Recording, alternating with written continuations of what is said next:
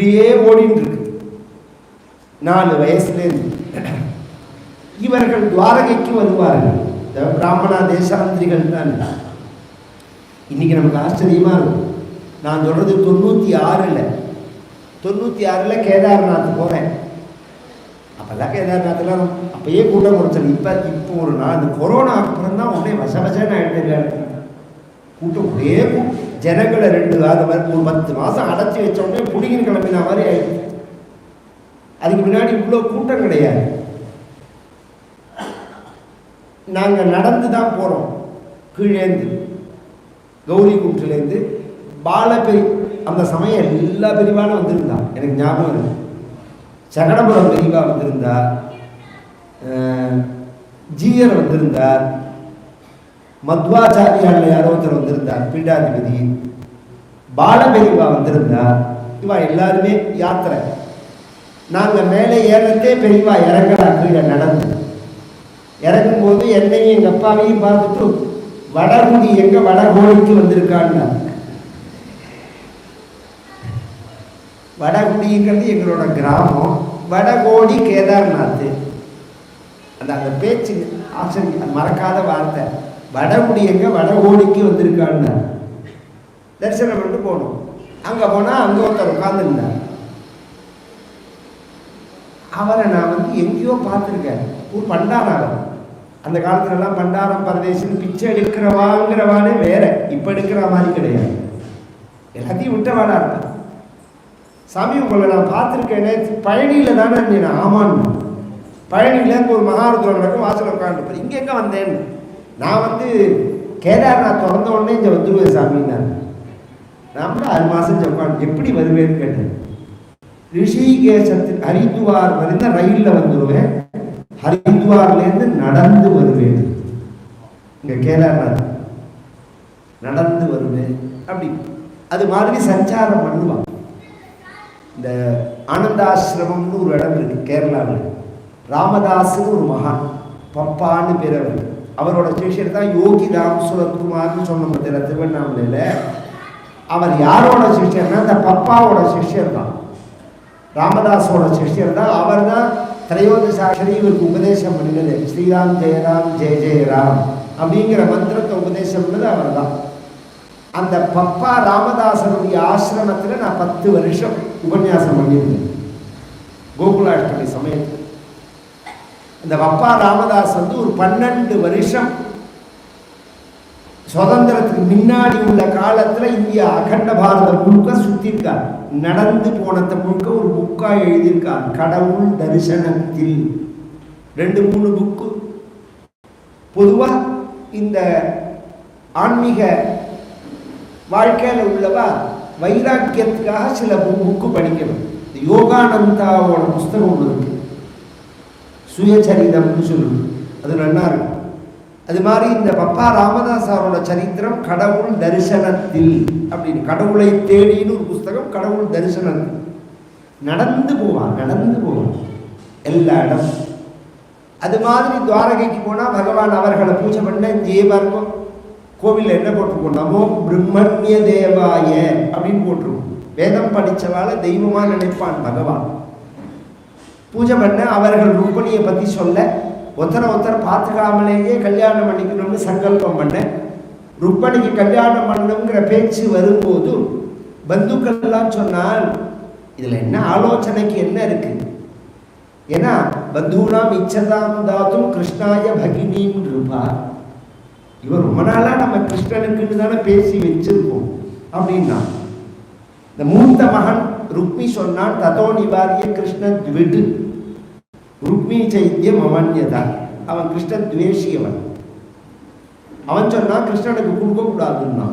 ஏண்டான்னு கேட்டான். எதுக்கு கிருஷ்ணனுக்கு கொடுக்கணும்? ஒன்றும் குலம், கோத்திரம், படிப்பு, வேலை, குணம், இதெல்லாம் பார்த்து தான் குழந்தைகளை கொடுப்பான்.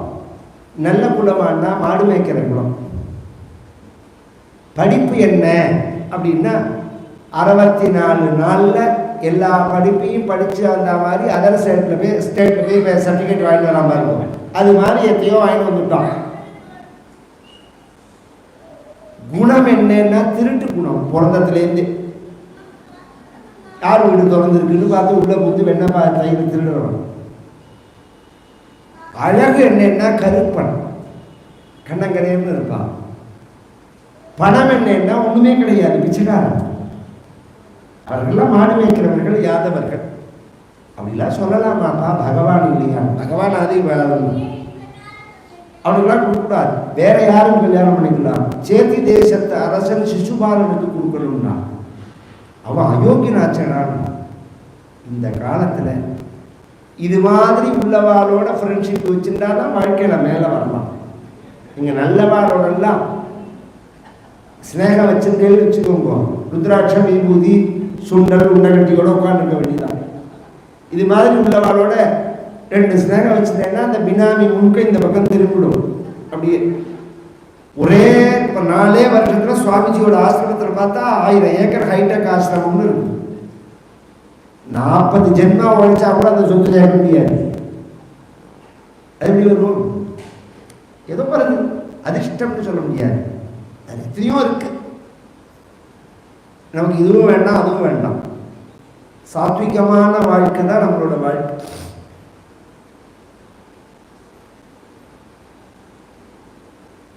ரெண்டு நாளைக்கு நல்ல பேர் வரும், 2 நாளைக்கு கெட்ட பேர் வரும். அதை பற்றின கவலை இல்லாத வாழை பற்றி பிரச்சனை இல்லை. நாம் ஒரு வேளை சாப்பிட்டாலும் மானத்தோடு வாழணும்னு நினைக்கிறவா ஜாக்கிரதையாக இருக்கணும்னு நினைப்பா. அதெல்லாம் கேட்க மாட்டேன்னுடான். சிசுபாலனுக்கு தான் கல்யாணம் பண்ணி கொடுக்கணும், என் வார்த்தையை மீறி கல்யாணம் பண்ணால் நான் இருக்க மாட்டேன்னா பீஷ்மகரும் ஒத்துனுட்டார். ருக்மணிக்கு இந்த செய்தி தெரிஞ்ச உடனே வருத்தப்பட்டு தான் கிருஷ்ணனை கல்யாணம் பண்ணிக்கணுங்கிறது சின்ன வயசுலேருந்தே கனவாக இருக்கிறதுனால தன் மனசில் உள்ள கனவுகளெல்லாம் 7 ஸ்லோகமாக ஒரு உஞ்சவர்த்தி பிராமணன்ட்ட சொல்லி அனுப்புகிறார். எழுதி கொடுத்தாள்னு கிடையாது, லெட்டர்லாம் கிடையாது, ஓப்பன் தான். 7 ஸ்லோகம் சொல்றார். அந்த பிராமணன் துவாரகை வந்து பகவானை பார்த்து அந்த விஷயத்தை சொல்றார். பகவானை பார்த்தார், பகவான் வரவேற்றான், பூஜை பண்ணினான், போஜனங்கள்லாம் பண்ணி வச்சார். மத்தியானம் சாப்பாடெல்லாம் முடிஞ்ச உடனே ஆசுவாசம். அந்த வாழ்க்கை எல்லாமே போயிடுது. அந்த காலத்துலலாம் சாப்பிட்டு வாசலில் வந்து உட்காந்துருப்பா, வெத்தலை பாகெல்லாம் கொண்டு வைப்பா. வெத்தலை பாகு போட்டுக்கிறது தாம்பூலம் ஸ்வீகரம் பத்திரம் மங்களம். அதோட 4வது 5வதுன்னு சேர்த்துக்கிறது தான் தப்பு. வெத்தலை பாக்குங்கிறது மங்களமான வஸ்து, இல்லைன்னா நைவேத்தியம் பண்ணுவோமானமே. அந்த காலத்தில் வெத்தலை பாக்கு போட்டுப்பான். அது மாதிரி பேசுறதே அப்போதான் விவகாரங்கள்லாம் பேசுவான். பல கல்யாணம் கார்த்தி இதெல்லாம் அப்போதான் நிச்சயமாக சகஜம். அப்போ பிராமணர் சொன்னார், உன்னை பார்க்க தான் வந்தேனா, என்ன விஷயம்? இது மாதிரி ருக்மணி சொல்லி அனுப்பிச்சார். என்ன சொன்னார்? ஸ்ருத்வா குணானி புவன சுந்தர சண்வதாந்தே நிர்விஷ்ய கண்ண விவரைர்ஹரதோங்கதாபம் ரூபம் திருஷாம் திருஷிமதாம் அகிலார்த்தலாபம் त्वयि अच्युता विशति चित्तमपत्रपं मे कात्वा मुकुन्द महती कुलशील रूप विद्यावयोद्रविणधामभिरात्मतुल्यं धीरावतीं कुलवती नवृणीत कन्या काले नृसिंहनरलोक मनोभिरामं पूर्तेष्टदत्तनियमं व्रतदेव विप्र गुरुवर्चनादिभिरणं भगवान् परेशः आराधितो यदि गदाग्रजयेत्यपाणिं गृह्णातु मे नदमघोषसुतादयोन्ये. ஆச்சரியமான ஸ்லோகம். 7 ஸ்லோகத்துல நவவித பக்தியை காண்பிக்கிறார். உன்னோட குணங்கள்லாம் மகான்கள் சொல்லி கேட்ட ஆரம்பமே சுத்வா குணான் புவன சுந்தரான். பொதுவாக ராமாவதாரத்தில் தான் ராமனுக்கு தான் புவன சுந்தரன் பேர், கிருஷ்ணனுக்கு என்ன பேர்? சியாம சுந்தரன் பேர். இந்த புவன சுந்தரான்னு கூப்பிட்டா ராமரோட குணத்தை கேட்டேன்னு அர்த்தம். ராமரோட குணம் என்ன?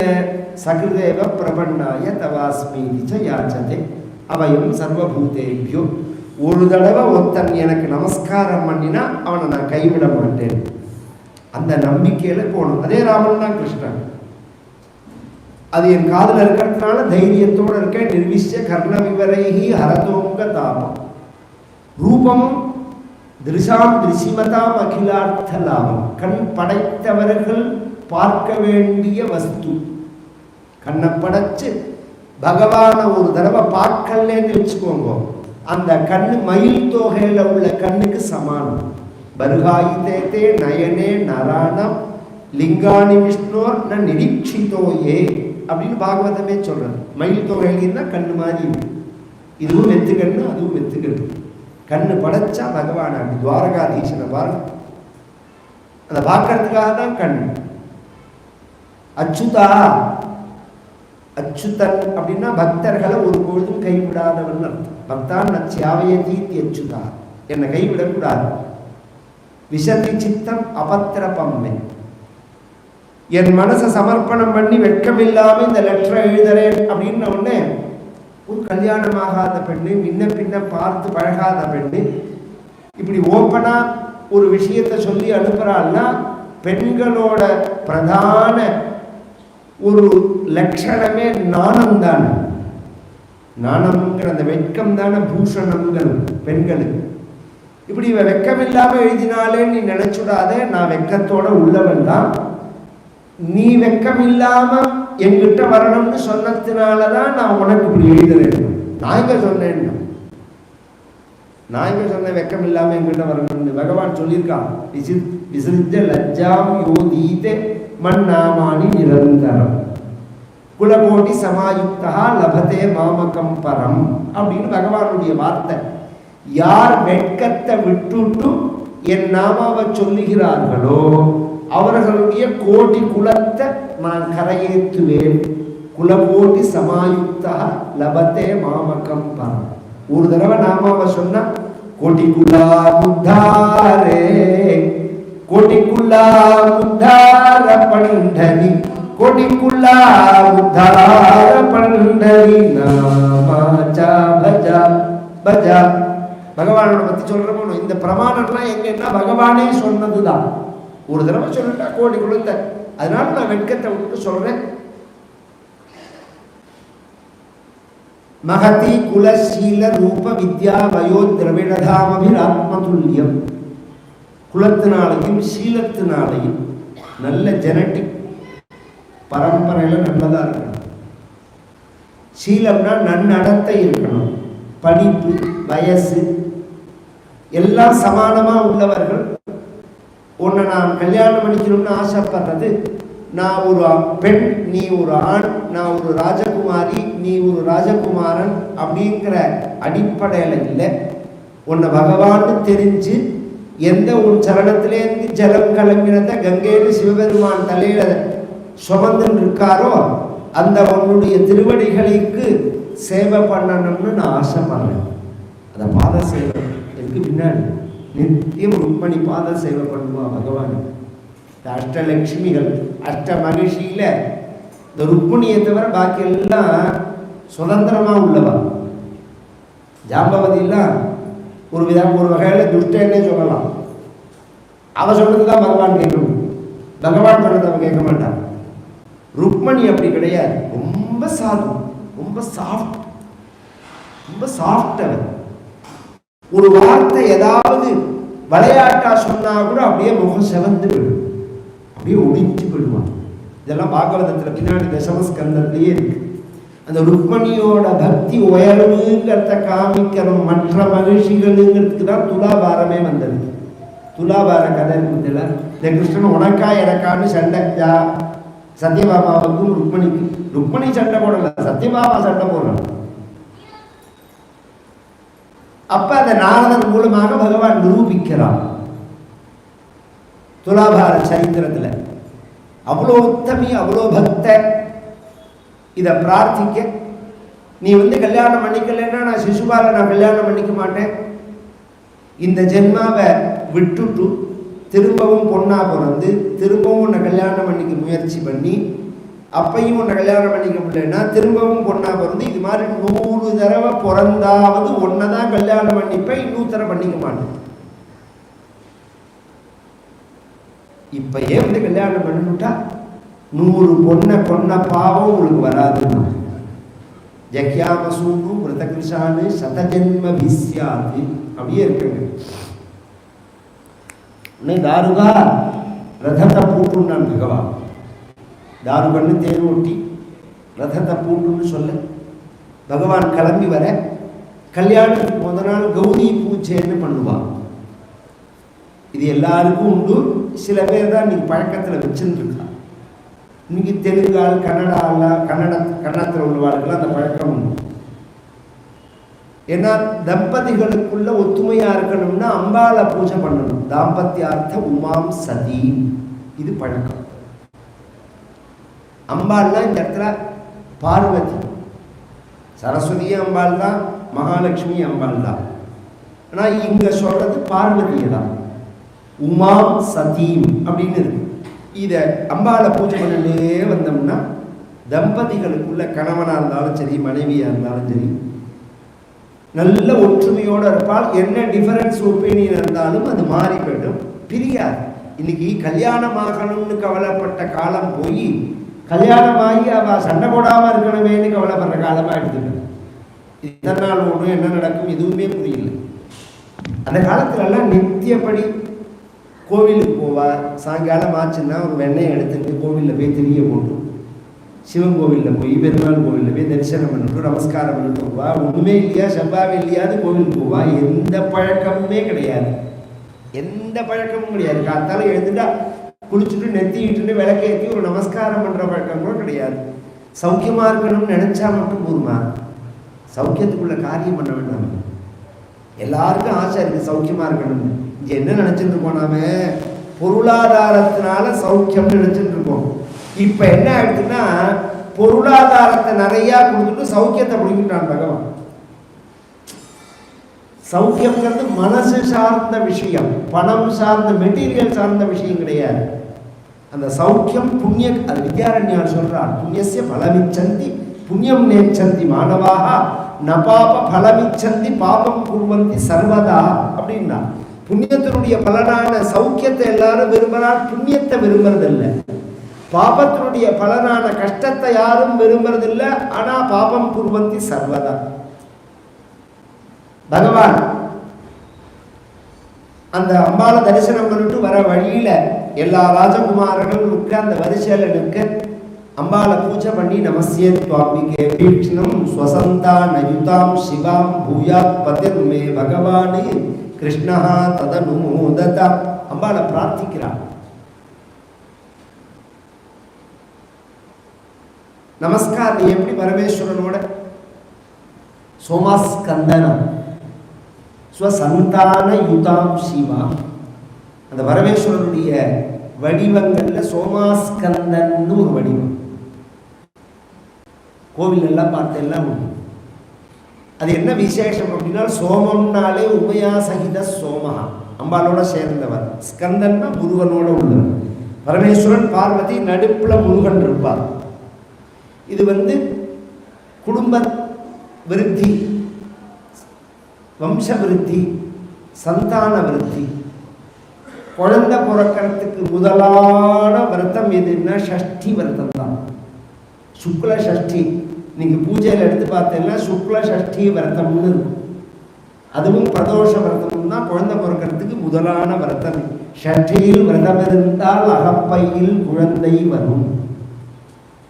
இந்த வாக்கியம் ஷஷ்டியில இருந்து ஆப்பேல வரவும் மாறிவிடுது. ஷஷ்டியில் விரதம் இருந்தால் அகப்பையில் குழந்தை வரும், இதுதான் தமிழ். அது மருவி ஷஷ்டியில இருந்து ஆப்பேல வரும். அம்பாளை தரிசனம் பண்ணிட்டு சோமாஸ்கந்தனா பகவான் அம்பாளை தரிசனம் பண்ணிட்டு வெளியில வர தலையை குடிஞ்சுட்டே வரார். நம் தலையை நிமிர்ந்து பார்த்தா கோபாலனை தான் பார்க்கணும், மற்ற ஆண்களை நம் கண் பார்க்கக்கூடாது அப்படி நினைச்சுன்னு வரதே ஒரு பகவான் நிற்கிறான். கிட்டக்க போகல. ஏன்னா ஒரு உஞ்சவர்த்தி பிராமணர் சொன்னாருங்கிறத மட்டும் நம்பிட்டு ஒரு பெண்ணு மேல கை வச்சிட முடியாது. ராஜகுமார் ஏன்னா அவளுக்கு நம்மளை விரும்புறாளா விரும்பலையான்னு கன்ஃபார்ம் பண்ணிக்காம அவளை எப்படி தொடலாம்? அது பெரிய தோஷம், அது சாஸ்திரம். அதனால அவளுடைய அங்கீகாரத்துக்காக பகவான் வெயிட் பண்றார். ஒரு கட்டத்தில் அப்படி தலை நிமிர்ந்து நதிர்ஷே அச்சுதம் சாண்டா நேர பகவானை பார்த்தாலாம். பகவான் இருக்கிற இடத்துல அப்படி பார்த்தா அங்க முதல்ல ஸ்லோகத்தினுடைய ஆரம்பம் என்ன? அச்சுதான், என்னை கைவிடாதவன், கைவிடாத பகவானை பார்த்தா பகவானும் அப்படி பார்த்து அவள் கண்ணிய கண்ணுனால அனுமதி கொடுத்த உடனே அப்படி தேர முன்னாடி ஓட்டுனான். தாருகான் ஓட்டி அந்த 2 பக்கத்துல வரிசை இருக்கா, அதுக்கு நடுப்புல தேர நிறுத்தி கீழே இறங்கி ருக்மணி கையை பிடிச்சி பாணிக்கிரகணம் மாதிரி அப்படி கையை பிடிச்ச உடனே மேல கருட துவஜம், கொடியில கருட பகவான் இருக்கா, அவர் ஒரு சவுண்டு கொடுக்குறார். தரிசனால் அதிகம் துவனிகின்னு சகுனத்துல கருட தரிசனம் தான் ஃபர்ஸ்ட். சுப சகுனத்துல ஃபர்ஸ்ட் எதுன்னா கருட தரிசனம் தான்.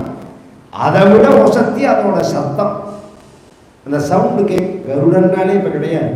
அன்னைக்கெல்லாம் நம்ம பாட்டிலாம் என்ன பண்ணுவா, தினம் வாசல்ல வந்து உட்காருவான். இன்னைக்கு வீதத்துக்கு கருட தரிசனம் பண்ணணும். கருடம் வருதா பாடுறா பாடுறா அப்படின்னா, கருடம் வரலன்னா கூட வைத்தரசல் இல்லை, கொட்டப்பிராந்து போயிட்டு வந்துட்டே இருக்கு. கொட்டப்பிராந்தனும் இதெல்லாம் ஒரு என்ன ஒரு அழகான வாழ்க்கை. கருட தரிசனம் பண்ணணும்னு நினைப்பா. சாயங்காலம் 5:45 வந்து வாசல்ல உட்கார்ந்துக்குவா. பெருமா கோவிலில் தீபாராதனை, சிவன் கோவிலில் தீபாராதனை. தீபாராதனை முடிச்சுட்டு தான் உள்ள பலகாரத்துக்கு போவான், சாப்பிட மாட்டான். இன்னைக்கு சீரியல் முடிச்சுட்டு தான் சாப்பாடு. அந்த அந்த ஸ்மரணையே பேடுத்து. ஜனஸ்ய கிருஷ்ணாத் விமுகஸ்ய தெய்வாத் அதர்மசீலஸ்ய சுதுக்கிதஸ்ய பாகவதமே சொல்லும். எவ்வளோ பகவானை விட்டு நாம விலகிறோமோ அவ்வளோ கஷ்டம் வாழ்க்கை.